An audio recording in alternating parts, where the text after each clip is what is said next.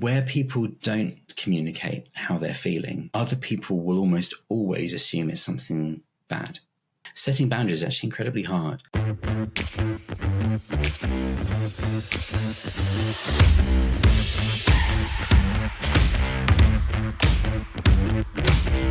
Welcome back to another episode of the Resilient Lounge.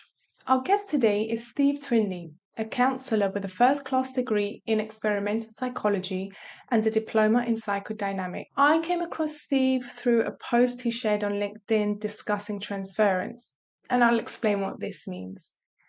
He basically explained how unconsciously we absorb emotions or expectations from others, shaped by our past experiences. He highlighted how we tend to attract similar dynamics in different workplaces, and only by addressing the underlying trauma can we break free from toxicity. Steve, in my intro, I said that I came across your post that you spoke about transference.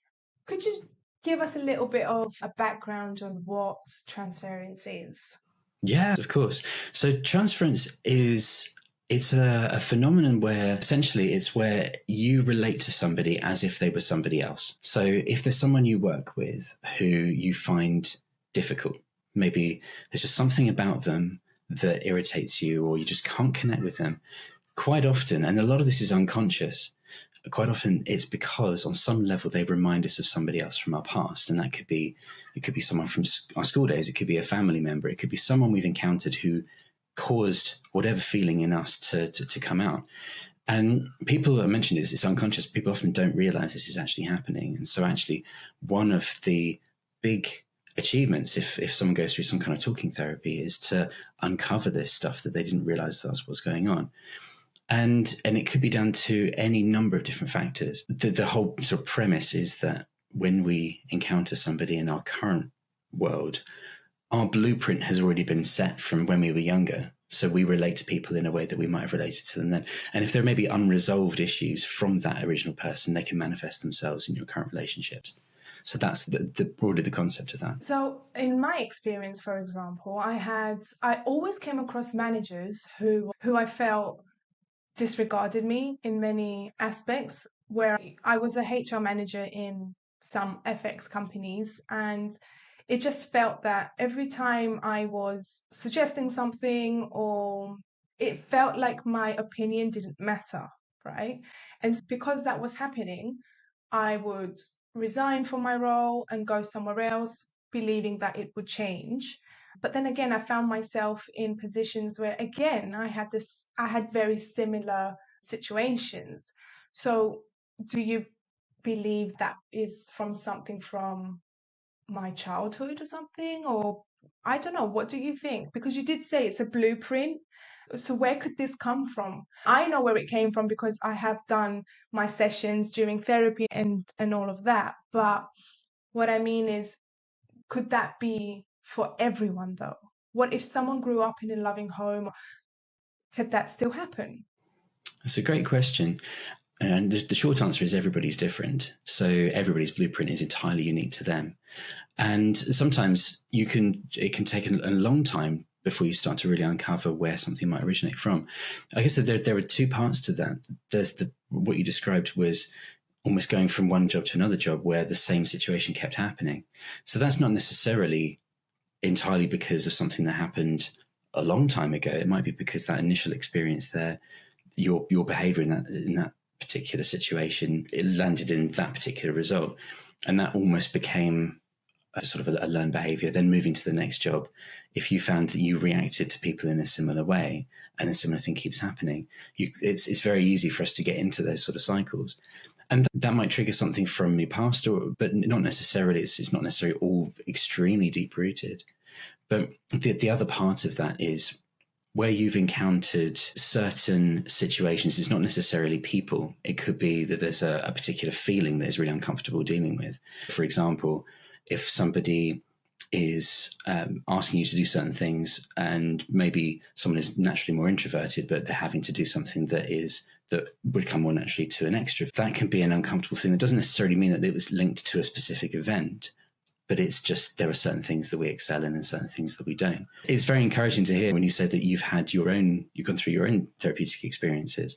When people have gone through that and they've started to uncover things, it can be hugely empowering because you can start to make a lot more conscious decisions why you're choosing to do something rather than almost falling into a pattern of behavior because that's just what you've always done. Yeah, that's really interesting. You do have a first-class degree in experimental psychology and a diploma in psychodynamic. What's the difference between the two? Oh, of course. So psychology, so it was experimental psychology at Oxford, which was a very broad course. It was fascinating. I covered all sorts of different things. And I actually would love to go back and study that same thing again now, because 20 years on, new research has come to light. I think I would approach the degree in a very different way. It's a branch of counselling. There are lots of different types of counselling. People are often familiar with things like cognitive behavioural therapy, CBT, for example. Psychodynamic is... it's the one that I chose to do when I'd started working. I wanted to go up and train to become a counsellor. I'd always been really interested in some of that thought that our past influences our present. And that's the premise of psychodynamic therapy. So it's very much rooted in the way that we behave as adults. That blueprint has been set by our early experience. And sometimes that can be from when we were tiny babies or in the various different stages of development up into adulthood. And there are different key milestones that come in every person's life, which if there is a particular trauma or a particular difficulty at a certain stage, that can sometimes then have a real significant impact on someone's development in a particular area. It might be the ability to form relationships. It might be an inability to play and have fun, for example. And so sometimes if people are presenting a particular challenge that they're having right now, through talking and through creating a safe space where people can talk openly about what that experience is, you can maybe start to uncover that it might have links to something that happened when they were younger. And you're not then trying to rewrite history. You're not trying to help people to view things in a completely different way. What you are trying to do is help people understand that what that experience was, that was unique to them, and how they are as an adult now, that is who they are. And often it's about feeling more comfortable with who we are. We're not good at everything. There are some things we struggle with. Understanding why we struggle with them can be such a key to unlocking better ways to behave now. So is that the psychodynamic part of the psychology, right? So you would basically give tools to the person on how to cope with certain things, for example, right?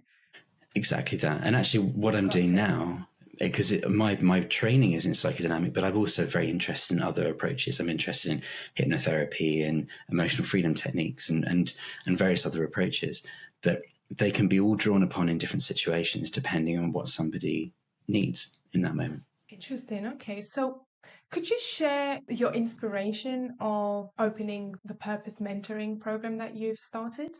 Yeah, of course. So I worked in recruitment for 17 years. Loved it. Wow. Absolutely love working within the recruitment industry. It's a fascinating career, and I'd highly recommend it to people who are interested in working with people.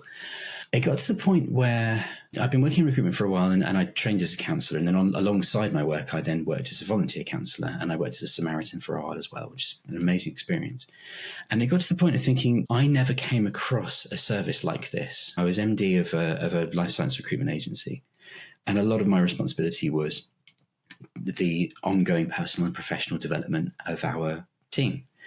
And I always thought, okay, if somebody is going through something difficult outside of work, and more or less everybody was at some point or other in over a period of years, if someone's going through difficulty with, let's say, relationship issues, money worries, bereavement, health issues, moving house, all types of things that people go through at some point in their lives. When someone was coming into work and we knew that this was going on for them, of course they're going to be struggling to be 100% focused.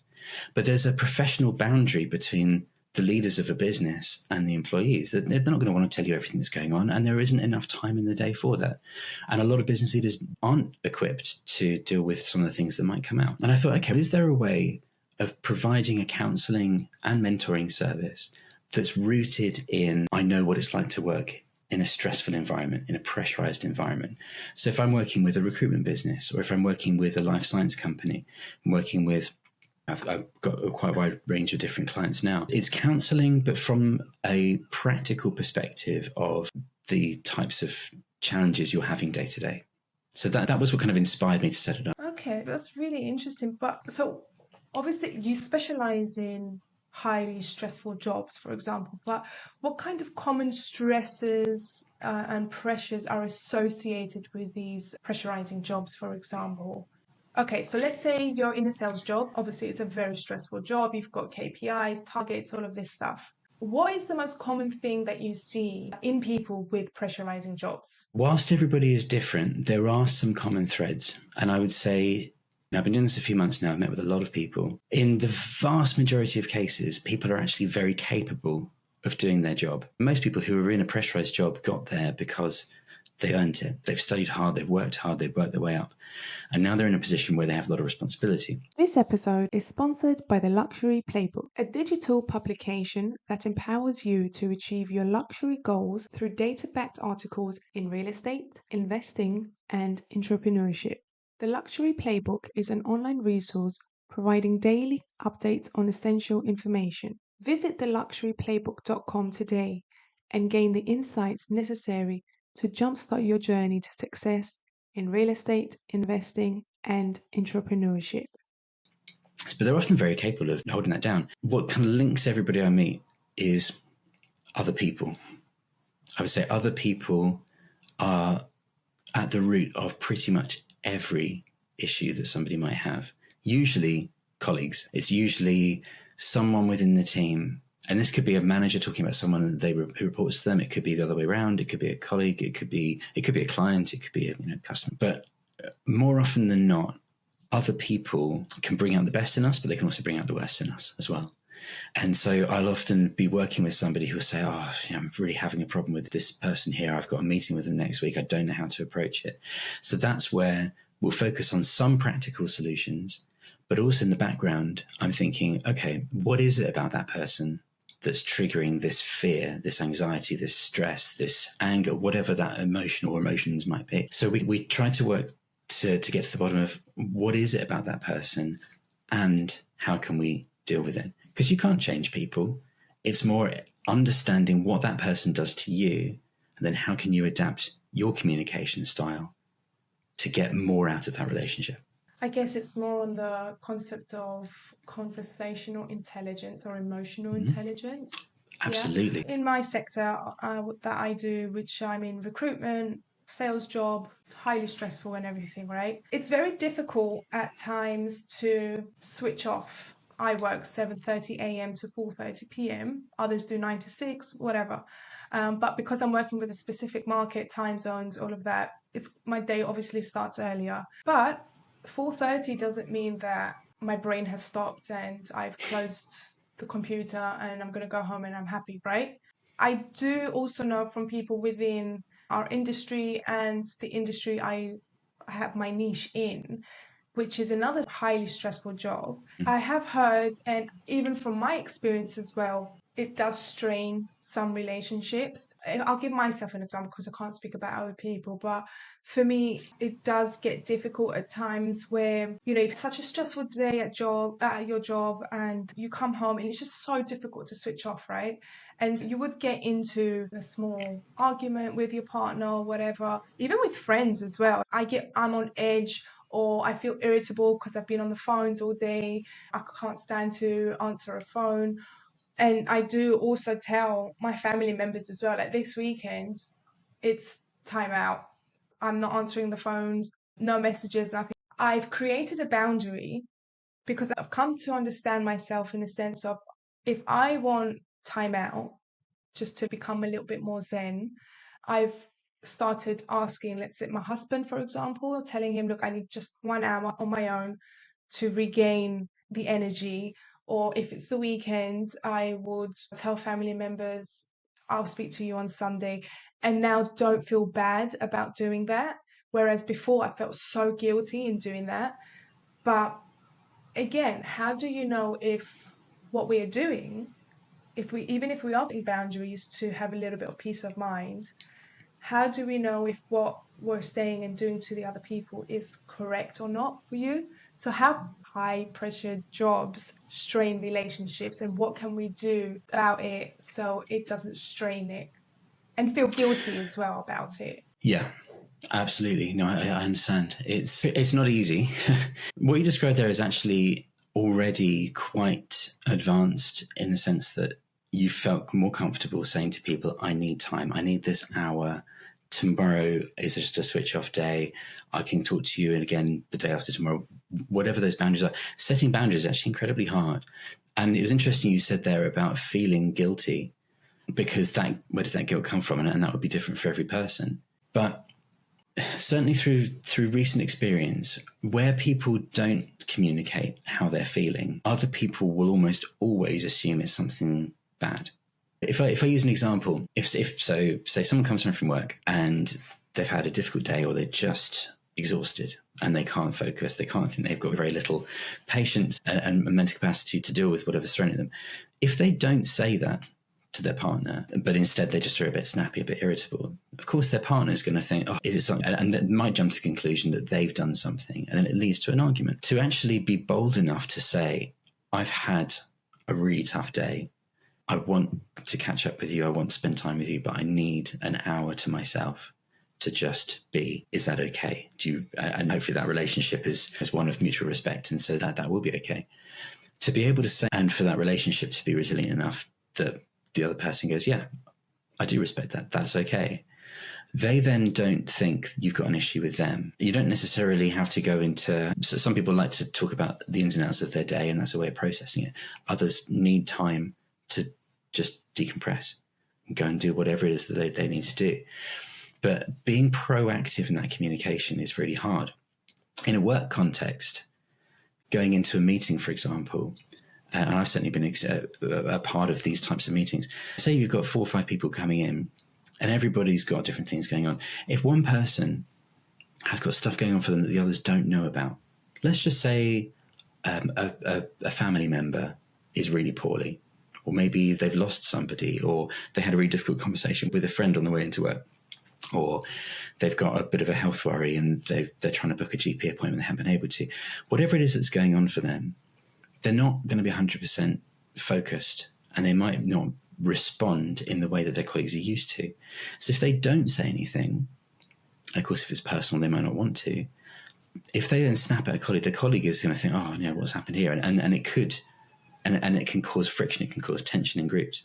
To be bold enough to say, guys, just before we start, just to let you know, I've got something going on for me outside of work. I don't want to talk about it. I'm okay, but just to make you aware, I might be a little bit more snappy than usual. Immediately, people won't then jump to the conclusion that it's them and that their manager or their colleague is cross with them. And people jump to that conclusion all the time. So it absolutely can strain relationships if people have got other stuff going on. One very proven technique to get past that is to be proactive and say, I've got something that's going on for me. I'm okay. I'm dealing with it. I don't necessarily need to talk about it, but just so you know, this is going on for me right now. And then that can be so helpful in building bridges between those people. It also enables the other people or the other person in that relationship to do the same. And then you can build a really mutually respectful partnership where you don't have to tell the ins and outs of what's going on. That is quite interesting. But for example, for people who are not able to express, let's say, their feelings as easy as someone who has been in counseling, therapy, or whatever, because I know I never used to be easy to talk to, because obviously I didn't understand my feelings and everything. So it wasn't easy for me to come out and say, I need this amount of time. For someone who doesn't know how to express this, how can someone create this safe space for themselves, a boundary, or how do they know it would be okay to say to a colleague, look, I've had a bad day, I'm going to be snappy today, or whatever? So what are tools you would advise on, for example, for them to navigate this? So I guess if someone in that situation would be less comfortable actually verbalizing what's going on for them. And so I guess that there are two parts to it. The first part is actually recognizing that there is something wrong in the first place, and people often don't. So that's where, and some of the work that I might do with people is to help build their self-awareness, understand that something's going on. And often it's very small signs. You find that you are working later. You find that on a Sunday, you're getting a bit stressed about going into work on the Monday. You find that you maybe don't want to get involved in social things quite as much. If you start to notice those signs, then maybe there is something not 100% right. So partly it's recognizing that there is something going on. And then also I would say if somebody feels uncomfortable saying to a colleague, a partner, I'm not having a great day, depending on the individual and depending on the context, I would certainly encourage people to give it a go, because sometimes it's coming out of your comfort zone is the only way you can really learn. So actually doing something that feels uncomfortable might actually be hugely helpful. But also, sometimes people just aren't ready to vocalize anything at all. And that's okay. Everyone is on their own journey. It's important that people try to focus on behaviors that are healthy. I would say that if somebody is not comfortable saying out loud that they're struggling with something, chances are it will manifest itself in other ways. And that could manifest itself in eating rubbish food, in smoking, in drinking, in gambling, in lots of excessive online or social media use, where it can be almost easier to channel that energy into something else that is a potentially destructive habit. It would be too flippant of me to say don't do that, because of course it's a hugely complex issue if somebody has those kinds of habits. But if somebody finds that they are, or they observe in someone else that type of behaviours happen more and more, then certainly try to encourage to be as healthy as possible, because that self-destruction is almost taking that frustration, that anger, that whatever it is that maybe is aimed at somebody else, but turning it inward and actually attacking ourselves rather than actually saying, I'm cross about this person and what they did to me. Instead, it's this happened, but I can't even acknowledge that, so I'm going to get cross with myself and I'm going to take it out on myself through whatever this action is. And it can take a bit of time to really get to the bottom of it. If we were to flip the script, let's say we're in a scenario right now where I'm a team member and I have a very difficult team leader, manager, or whatever. How can one person express their thoughts, feelings of how they are being managed or trained? Because already the job is stressful, and you as a team leader or as a manager, you give stress to me. How can one have an interactive conversation with their team leader to tell them or explain to them that what you're doing to me, for example, is not good for me right now? Because there are a lot of team leaders, managers, a lot of people who are not in the right position to be doing these roles, which then project their stress onto team members, for example. Exactly that. And this does happen in highly stressful jobs that basically happens everywhere. It really happens everywhere, not just in jobs that you have targets and everything. It could happen in accounting firms, whatever. But we do get a lot of managers, team leaders who possibly are not ready to be in that position, right? And so how can one go to that person, interact with that person without having to feel bad that, I don't know, they're going to probably hurt their feelings or whatever, and explaining to them that, hey, the way, things have been lately are not okay. Can you help me do this and this? It's difficult because having had years ago, previously, very hard managers, I couldn't go as Emma to speak to them.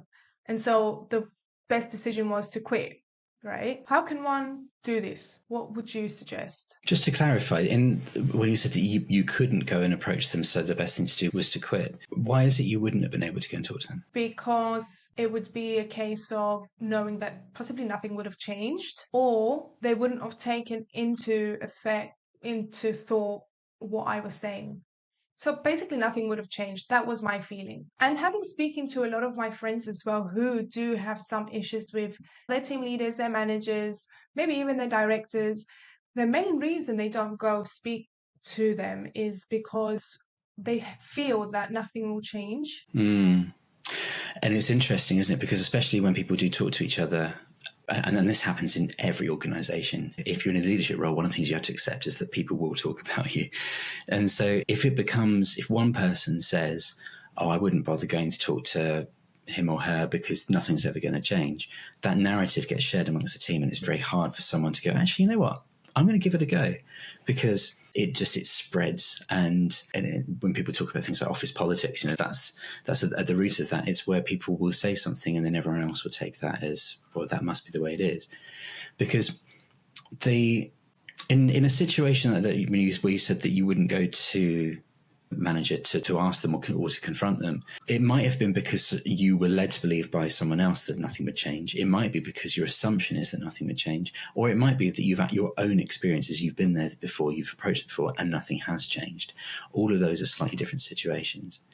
I would say if somebody needs to talk to their manager because they're feeling overworked, they're feeling that there's just too much being put on their shoulders, then on a practical level, because there's the actual, okay, well, what are the feelings that are stopping you from going and talking to them? But on a practical level, actually, there's a contract between you and the manager, which in an ideal world will be set out nice and clearly at the very beginning. You have your own physical employment contract, but also when you've been trained in your role, when you've had your first few days with that particular leader, they should hopefully have set out some objectives and said, okay, this is my expectation. This is what your job is. If more is being put on you that actually means that they've effectively breached the contract from their side, that should be enough evidence, enough ammunition to actually go and say, remember when we first met and when you first outlined my role, this is what was said of me. Now, of course, if maybe someone's fallen short of what's expected of them as the employee, then it probably wouldn't be too well received saying that I'm feeling really under stress here, because when actually that is the job. But I would say more often than not, and what the situation you described there is happening so much at the moment, businesses are in a lot of cases struggling in a market where the economy is tough, whether that's the recruitment world, whether it's in the banking world, whether it's in any sector where people are under a lot of pressure. It's naturally going to put a lot of strain in. It's almost like everyone's walking around with this cup of water and it's just near the top of the cup. People are constantly pouring more water in. It's going to start spilling out. It can be very hard. One of the things that we often do as team members is we often look at our managers in a certain way. We'll often look at our managers and expect them to be superhuman. Whereas actually they're also human beings that have maybe just got a little bit more experience than us. And sometimes, and this comes back to the psychodynamic bit, sometimes the way we relate to people in authority actually relates to how we saw our teachers when we were at school, how we saw our parents when we were growing up. Because if you think, so it's very normal. In fact, my kids have said this before. It's very normal to assume that your teachers only exist in the school. Do you ever remember if you ever saw a teacher outside of school, walking down the street? Yes. It was the weirdest experience. You just think, what? You're a human being? There's this assumption as a child that your teacher exists purely to teach you, and that's their sole purpose. And similarly, when you're younger, your parents' sole focus is you, and it shouldn't be on anything else. And if it is, that will send you in a certain direction. Quite often when people have an issue with leaders, they're actually often stopping themselves from talking to them because there are assumptions they're making that are rooted in their early experience. You're an authority figure. My relationship with authority is if someone was very rebellious growing up, they're naturally they're not going to trust someone in an authoritative position. If somebody had a very supportive, nurturing upbringing, great teachers, they would probably look at authority in a very respectful way. I admire you. But what happens if that manager then is putting too much pressure on them and is not there for them? It's going to cause this big sort of disconnect between your early experience and what you're going through now. So trying to understand your relationship with authority is a way to break some of that cycle. If you find that you keep end up in that same situation. That is so interesting that you said that, because I've always thought, like, why do some people feel intimidated by speaking to, let's say, C-level, for example? I don't know, an office manager, secretary, when a CEO comes through the doors or whatever. Why do they feel so afraid? Some, not all, but why do some people feel afraid? And obviously, it's that blueprint that you said that we spoke about from in the beginning of the podcast, which is so interesting. Again, so I am also a team leader, so I can also understand both sides of the workplace. So I have some people who are in my team who come to me and they tell me everything, and I love that. Then I have others who don't want to come and speak to me. So what I'm trying to get at is employees, for example, feel fear to go and speak to the senior person. And on the other side, a senior person is sitting there waiting and thinking like, why is no one doing anything? Why don't I feel that I'm being respected? Why are they not doing this? Why don't they do that? It all has to do with communication. Absolutely. Yeah. So the first thing I would do when I have someone new in my team or whatever, I will have a one-to-one with them, and one-to-ones are so important, of course, and ask each and every one of them, right, how do you like to work? So that I understand how they like to work. For example, if I'm going to sit here and train you on something, do you want me to sit and write it out for you so you can see it, so we can write it together? Or do you want me to speak to you? It's all audio. Do you want me to dance or do stuff? So it could be like a little bit more visual. So I basically ask them, how do you like working? So then that way I can filter and transition myself into that person to make them understand how to work alongside me. Now, I'm a very compliant person, and I know you have experience with profiling different people within the workspace. And there's this thing called DISC. I don't know now how to sit and explain this. I'm sure you can. But I remember I was a SC in this whole DISC situation. And it made me understand how, yes, I am a very compliant person, very textbook. If someone doesn't understand what the textbook literally says and they go and they're not doing it with the rules, for me, it's, oh, hold on, you're not going by the rule book. We have to change things up, right? But after getting to know and understand how I manage a team and how I am as a person, and then understanding my profile and how I manage, I could then find tools to be a better manager for these people. So I think anyone who's in a leadership position should understand their leadership management profiles so that way they can interact better with their employees. What do you think? I completely agree. And I think if somebody is in a leadership role, that a lot of the work that I do is with people who are moving up into leadership positions. And you'd like to think that everyone in a leadership role wants to be a leader, understands it, has been trained in it, and has that self-awareness and that conscientiousness.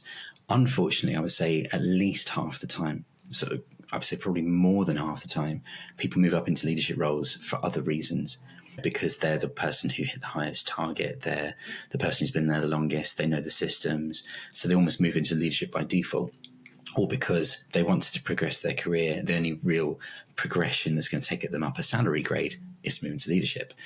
And those are the leaders who maybe lack a bit of self-awareness. What you described there in someone's first one-to-one, you'll sit with them and you'll say, how do you best like to learn? If more managers or more leaders took that kind of stance, to that kind of approach, the world would be a much better place. I think it would avoid those kinds of communication breakdowns later on. To be honest, I wish I had someone who was supervising me at the start of my career ask me this question, because I am more of a visual person, and everyone I came across was always talking about it, or it was audio, or it was something, and I needed to see it. Show me so I can understand. Tell me, and I will forget, literally. And that's why, from my experience, I then brought it into, I have to ask the other person, how do they like learning? Because if they don't understand me, then my job has failed. And yeah, it's so important for everyone in managerial positions to ask this question and understanding themselves as team leaders, managers, so they can interact better and have a better working environment. Exactly that, because it's also having that understanding is one thing, but it's also on a practical level in a working environment where time is limited. How can you actually put in practical solutions? And it might be if somebody learns in a particular way, you might communicate with them better in particularly people who are maybe not all working in the same office together, and you've got somebody maybe working from home, or you spend a bit of time from home. Some people respond better to 2-3 word messages on Teams because that's how their brain works. Keep it short, keep it punchy. Others will respond better if it's a quick phone call. So there's like little practical things which, if someone knows that there's you're a very visual learner, you might want people to present their weekly stats to you in a certain visual way so it connects with you. But similarly, how you might then communicate back to them in a different way depending on where they are. Particularly if you've got a conscientious leader who wants to learn more about themselves and wants to learn more about the team around them, I would strongly encourage people to actually do an exercise, whether this profile, you can do a sort of a basic free version online, but you can pay for them to be a little bit more in depth. But to have a bit of an understanding, it can often create sort of playbooks. And it will say, actually, if you are an architect and this person is a counsellor, this is how you might want to communicate with each other. In meetings, start with some pleasantries. An architect is most likely want to get straight down to business. But if they recognise that somebody's a counsellor who's going to respond nicely more to, oh, how was your weekend? How's your morning going so far? They might think, actually, it feels uncomfortable to me, but you know what? I'm going to start a meeting by asking how they are. And we're going to then have a connection. And it works the other way as well.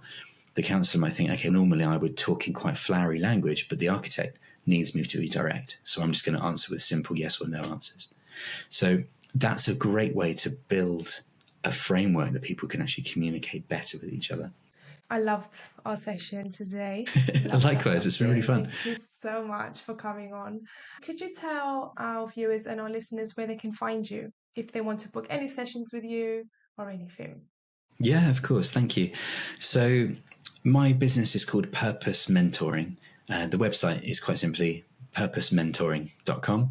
You can also find me on LinkedIn, and if somebody is interested in finding out a bit more, and this might be for their own sessions, or it might be because maybe they are a team leader and they think, or they maybe work in HR and they want to explore offering these sessions as a staff benefit, which is where a lot of my business comes from, then get in touch. Every conversation is completely confidential. It's private, can be inside or outside working hours. I very much set this up so it can be bespoke to help people. So yeah, if anyone would like to get in touch, purposementoring.com, or look me up on LinkedIn. Very happy to have an initial conversation. Lovely. Thank you everyone for tuning in today. Speak to you next week.